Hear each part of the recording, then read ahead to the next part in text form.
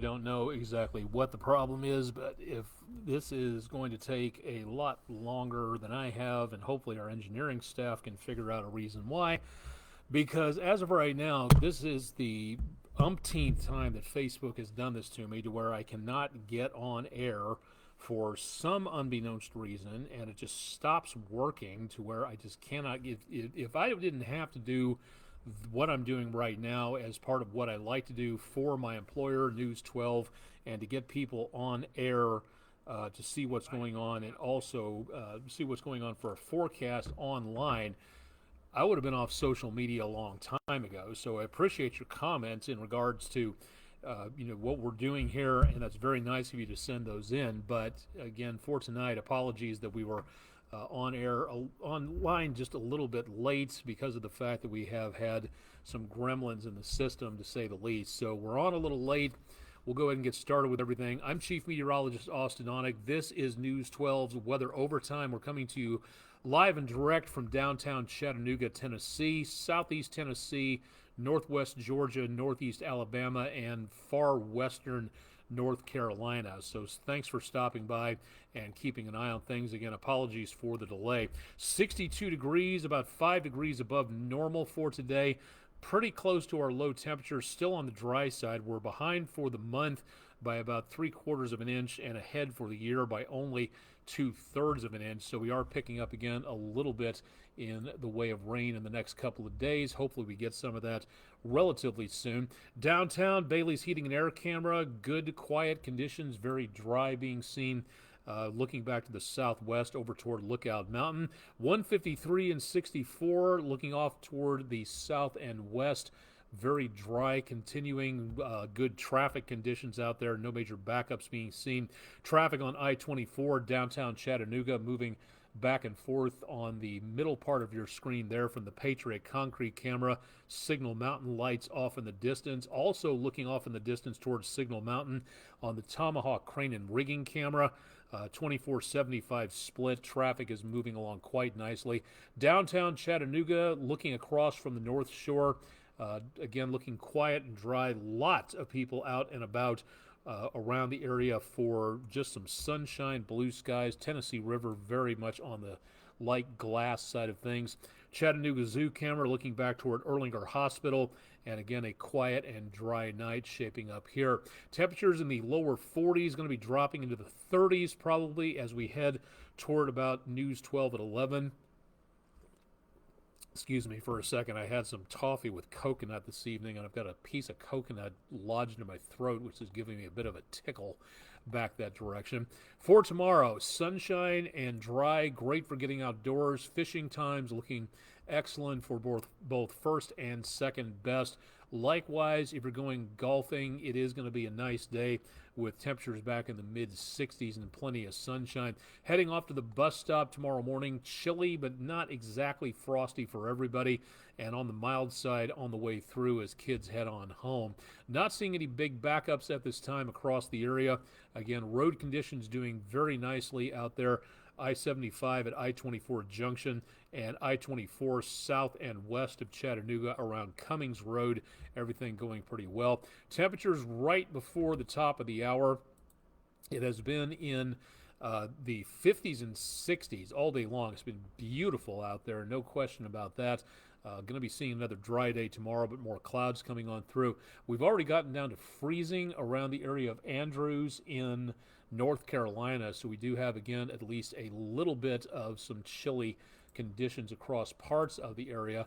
But for tonight, again, we should be seeing the potential of some dry conditions all the way on through. Clouds, a few here and there, but that's really about all that we've got for right now. So top of the hour, 10 o'clock from News 12. Again, temperatures in the 30s and 40s.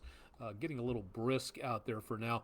We don't have anything in the way of clouds or rainfall taking place, so good news there. But we also see, again, the potential for more rain coming our way into the course of the next couple of days. So stay tuned for more with News 12 on that forecast coming up in just a little bit. So Warren T. Merle, hope I'm saying that correctly, on Facebook. Do you think we will have an above average spring this year? Again, that's a very good question for right now.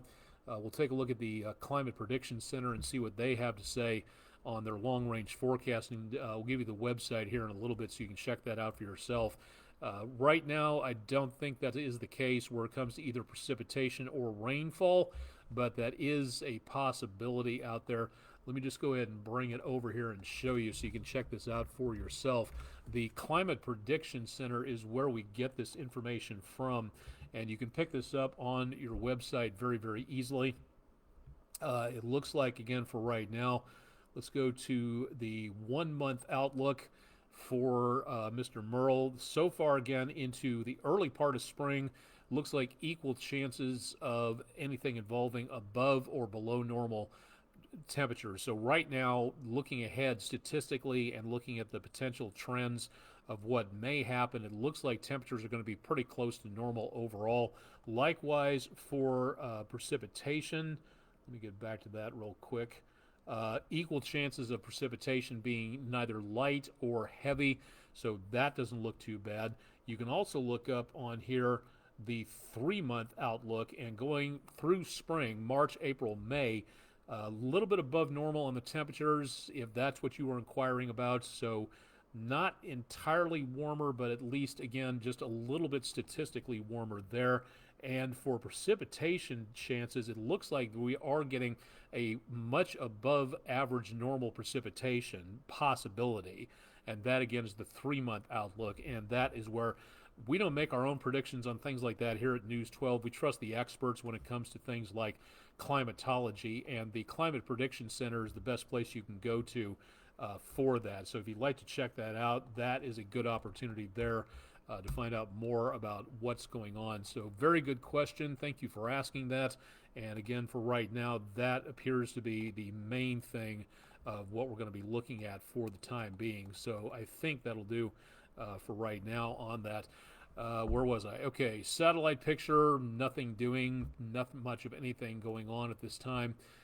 What are we going into here? Let's take a look at the maps and show, again, we've got basically nothing. High pressure doing just what its name implies, pressing down toward the surface and doing a very good job of keeping things quiet and dry. When the pressure is located, when the high pressure is located here, there's little, if anything, going on in the way of onshore flow. So the flow right now is coming around clockwise and pushing out to the ocean. So dry surface air out over the waters. That means all the moisture that could be heading this way is cut off. So there's not much of anything going on in the way of precipitation, at least just yet. Now, into the next couple of days, this is where it gets interesting, because looking all the way back to the west, we do have another couple of storm systems here. This is going to be kind of winding its way together and heading our direction, which could give us the potential of some showers and maybe a thunderstorm coming up on Thursday. There are other signs that another storm system coming from way over the rim, from Russia, North Atlantic, North Pacific, and the Arctic Ocean, northwestern areas of Canada. Next week, another system, a couple of systems will be diving in from that area of the Pacific and Canada. And by next week, we could be looking at more rain, more thunderstorms, and there is kind of some minor signs of maybe some stronger weather coming on through. Not entirely surprised by that, because again, from late January through about early April, that is our time frame here in Chattanooga and the News 12 viewing area. That is right now the prime time for severe weather, and that's why we need to be ready for that, just to be on the safe side. So what are we looking for into, again, the rest of the forecast? It does look pretty nice tomorrow afternoon. We see clouds off to our west in the morning, chilly but not exactly totally frosty, and then temperatures back in the upper 50s to lower 60s through about Wednesday afternoon. Thursday morning, chances of rain as that storm system gets closer to us from out west and then rolls into the area with more chances of rain. I think by the time we hit about News 12 at 11 midnight Friday, that is where we could see some rumbles of thunder here. Again, this is not powerful enough, and this is not well enough moisturized, so to speak, not enough atmospheric moisture to bring anything on here in the way of very heavy soaking rains. Now, this is going to be a fairly intense area of low pressure, and where low pressure is situated, the atmosphere, it's a dip in the atmosphere, so the atmosphere is swirling around trying to fill that vacuum up where that area, that L, is located. Now, in the next several days, as we go from Thursday into Friday and especially into around Saturday, there's going to be a very good possibility of a big push of winds coming through, what's called mountain wave activity, to where the winds up several thousand feet can cause some very gusty winds way up at the peaks and into the valleys. But sometimes some of that wind can translate down into parts of the river valley. Now, when that happens, the winds head downwards and can be channeled by the topography, and we could see by Friday into Saturday the possibility of some very windy conditions coming up. It does so far. Again, we have no indication of that happening. We have nothing from the National Weather Service that says this is an event that is going to be going on, but it is possible that we could see, again, the potential for some of this going on across portions of the area. So that is something that we really do kind of have to watch, and we'll keep our eyes on that. Heading into Saturday, should be dry. The computer models are squeezing out a little bit of moisture here. I think it's locking on to the fact that there's just enough moisture for clouds, and in a very dry atmosphere, sometimes these computer models can lock onto the fact that, oh, look, here's some thicker clouds. That must mean rain-snow mixture, some light moisture in the way of winter weather. I really don't expect too much, but by early Saturday morning, we might see maybe a snow flurry in the higher elevations, but I think it's going to be too dry down toward the surface for any of this to really be a problem. So I think that should be a decent Saturday starting off. It'll be a little bit on the cooler side, no question about that, but it will not be anything in the way of Arctic weather coming through. And for winter weather, again, I just don't see much of that at all happening anytime soon. So that should hold off for the time being. Island Cove Marina and Resort, looking back over Lake Chickamauga, Tennessee River flowing through that area. And again, we're looking at breezy conditions coming up as we go into Thursday. We do have the possibility, again, of that windy conditions carrying on, possibly into Saturday. Rain will be sticking around Thursday night into Friday, and then clearing out. And this is going to be the really good part here.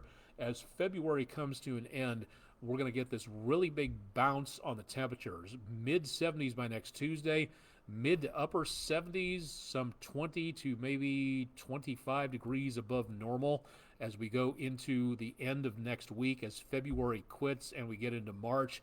That's a good possibility, so I would not be surprised to see some big temperature changes coming up as we go into the end of the month. February coming to an end, and the Climate Prediction Center also, again, having a very good agreement on this with the models. We are showing the potential of the eastern half of the country just above normal back toward the high plains to very much above normal from the plains to the east coast to the Great Lakes. This could be a very toasty start to March, and that may happen right around the same time as we see that next potential for stronger weather coming on through. Again, that is way in the future, so keep it tuned to News 12, and we'll keep you advised as to what we may be seeing there. Let's see if I can run this back. It's kind of hard to see on the visible satellite picture, and it's kind of really difficult with nighttime coming on. That is Tropical Storm Akara. It is still off the coastline of South America. Again, a lot of events had to come into play here.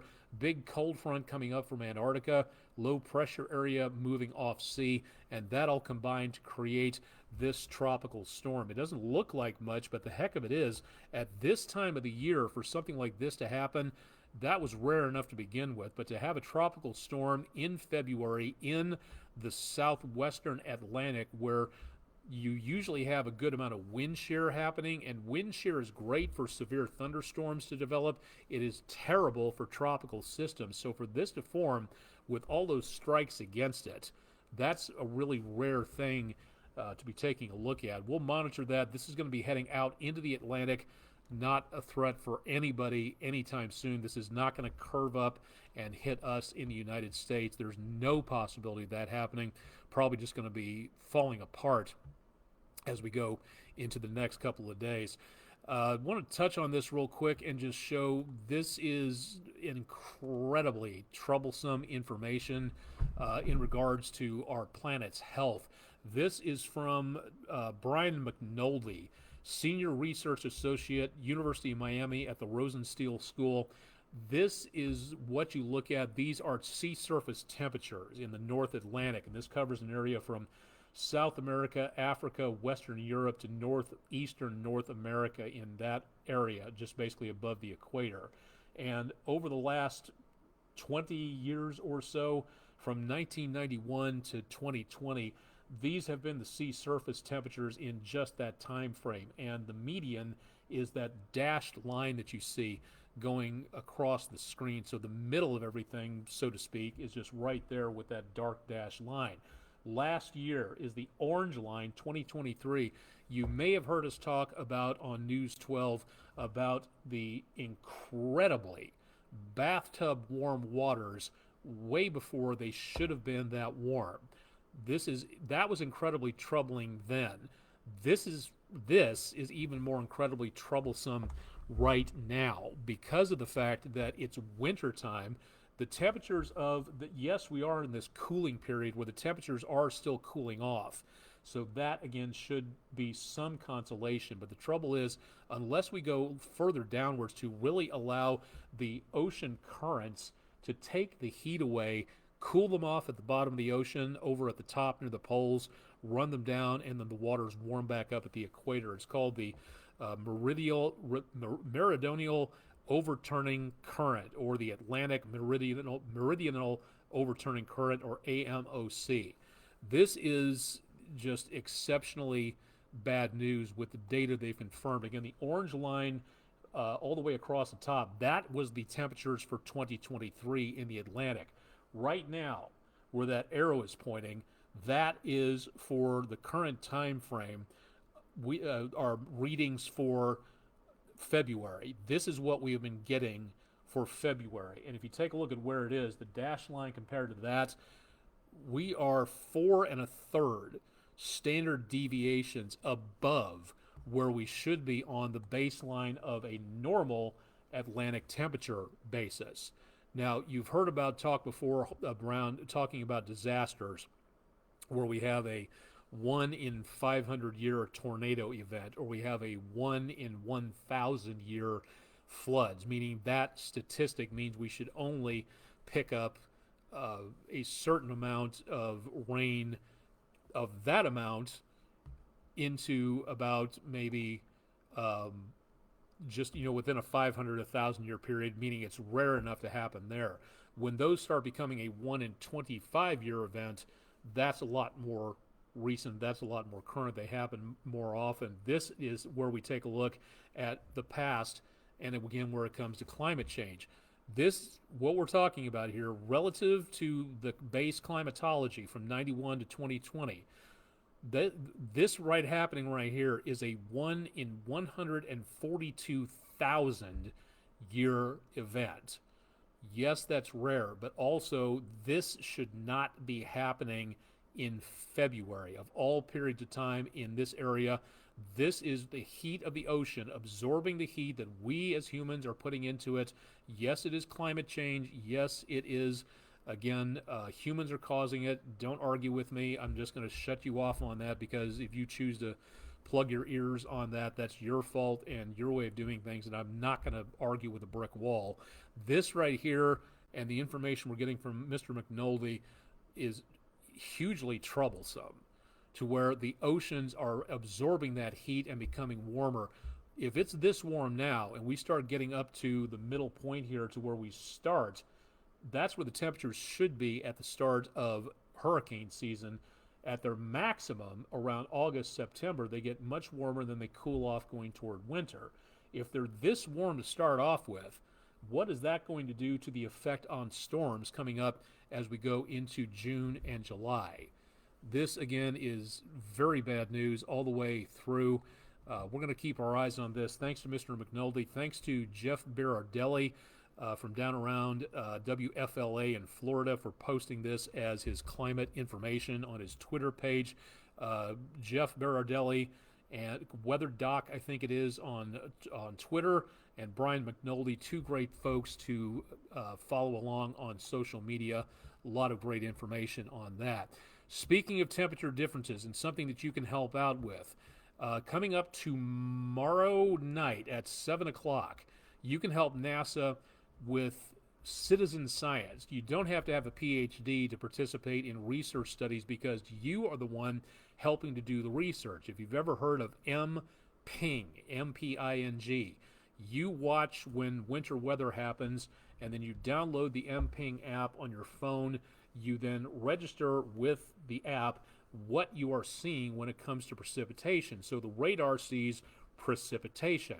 You see sleet, you see snow, you see freezing rain. You are picking up a whole bunch of snow, no snow whatsoever. So your ground truth, as it's called, can help forecasters and radar technicians and meteorologists do a better job of using the radar, tweaking the radar, making it work better to detect more forms of precipitation.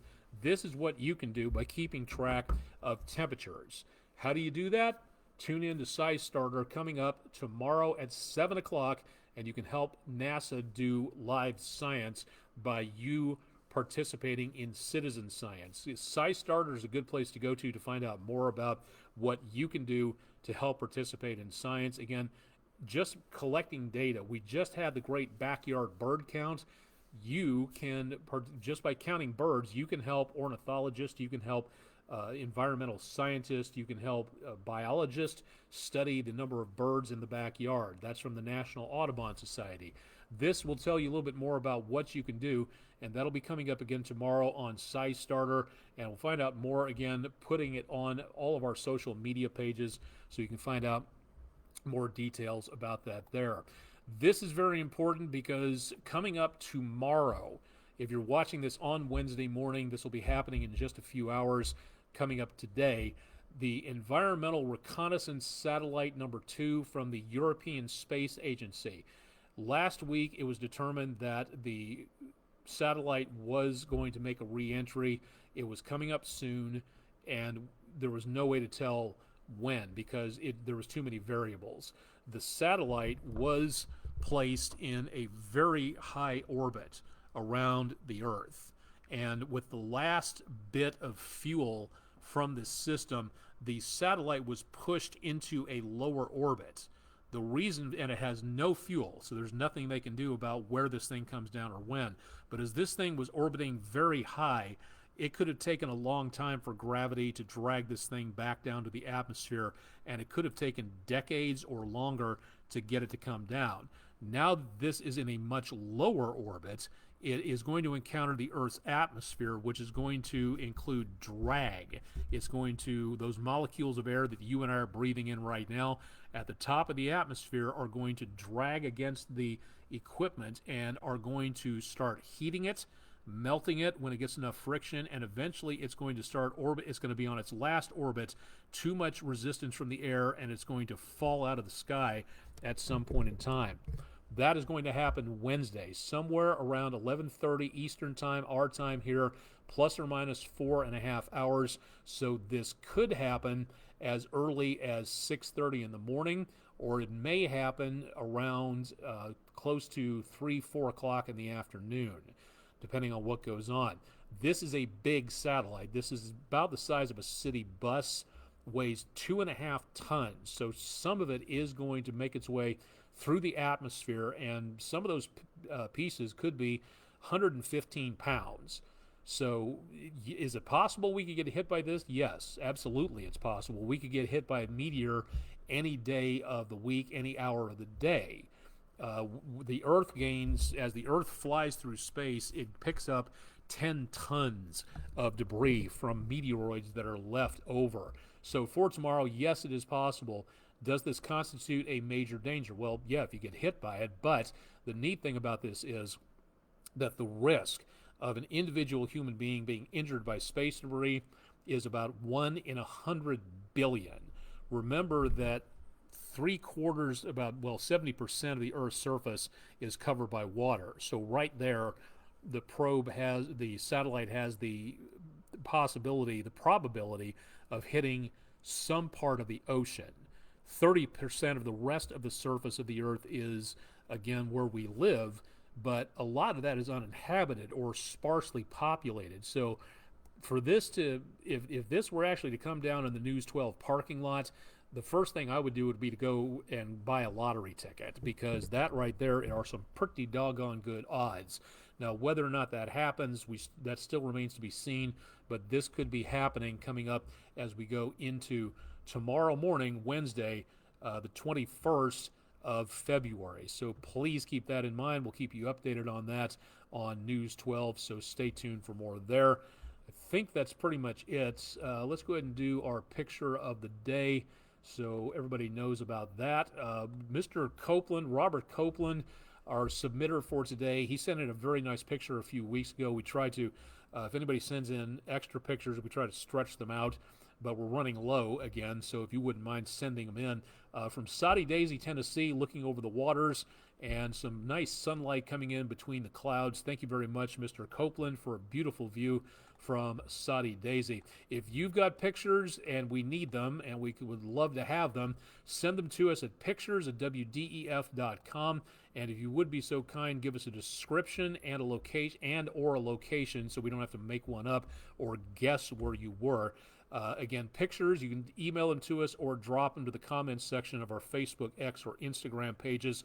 Coincidentally, this is also where we post our pictures to, so you can see them live and in person. So if you like to see them close up, check out our social media pages and you can see our pictures of the day, brought to you by Langley Roofing. So thank you very much for everybody who have sent in some great pictures over the last days, weeks, and months. Really great to be able to see that out there. Some great photography, no question about that whatsoever. So again, please give us a shout if you have those out there. Marion County, Tennessee, please get registered for the Skywarn training session coming up in a month and a day in Jasper, Tennessee, Marion County, just west of Hamilton County in Chattanooga. Your next opportunity to become a Skywarn spotter, be the eyes and ears of the National Weather Service out in the field, wherever you can be a Skywarn spotter wherever you are, wherever you happen to be. Excuse me. You do not have to go to an assigned location. This is not a chase course. This is where you learn to start becoming a chaser by learning severe weather safety, and that is a lot of what this course is about. But it also teaches you what to call on your phone to the National Weather Service. They will give you a special number so you can call them straight to the National Weather Service offices of whatever county you happen to be in, the coverage area for those locations, and all you have to do is just call them directly and say, "This is John or Jane Smith. I see rotation, a wall cloud developing over downtown Chattanooga.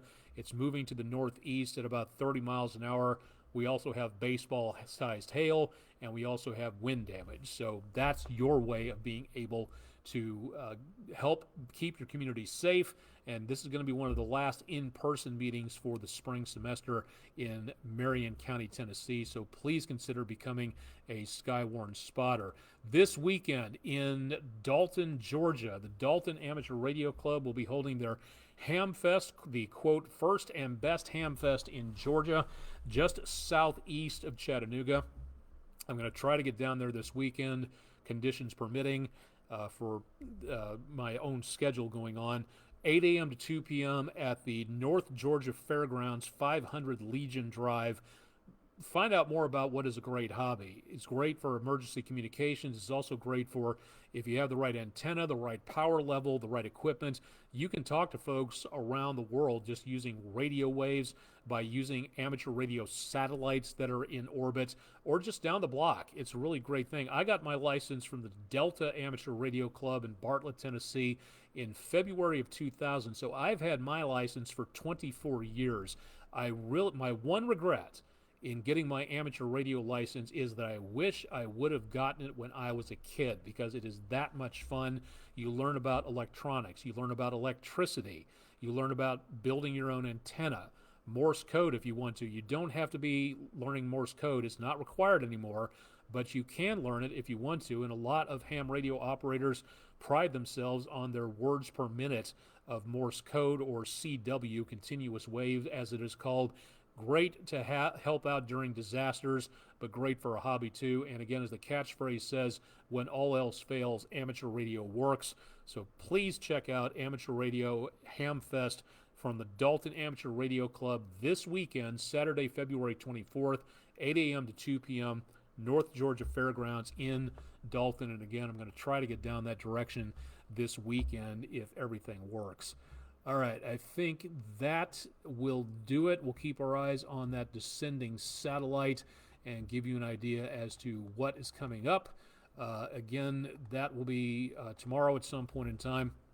We'll have more on the storms affecting California. We'll have more on the weather situation for us coming up later. Rick Nyman's got sports on News 12 at 11. Andrew Harrison's got all of the news of the day coming up.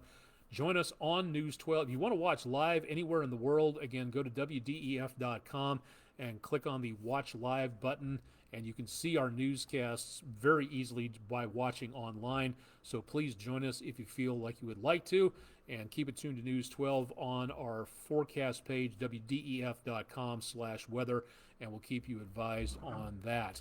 I think that should do it, so we'll go ahead and send it back to your regular normal programming.